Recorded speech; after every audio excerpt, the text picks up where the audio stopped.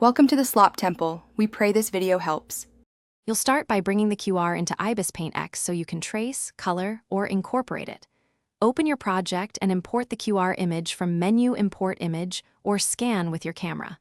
Once the QR sits on the canvas, place it on its own layer, rename and lock it to avoid accidental edits. This keeps structure clear. You can toggle visibility while you draw beneath or above it. Now that the QR is fixed, position and scale it to fit the composition before proceeding. Now you'll integrate the QR without breaking its readability. Create a new layer above or below the locked QR for tracing, coloring, or decorative elements.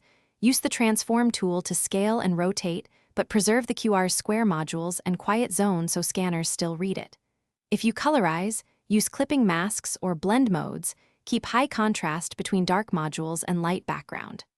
Once satisfied, merge decorative layers separately, but leave a backup copy of the original QR. Finish by exporting a clean, high-resolution PNG while keeping the original canvas size and aspect ratio. This preserves module clarity. Before using the QR publicly, test it with several phones and different scanning apps to confirm reliability. If a scan fails, don't panic. Undo recent edits or restore your backup QR layer. Ensure the quiet zone is untouched. Increase contrast between foreground and background, and avoid heavy patterns behind the code. Once scans are consistent, you're ready to publish or print.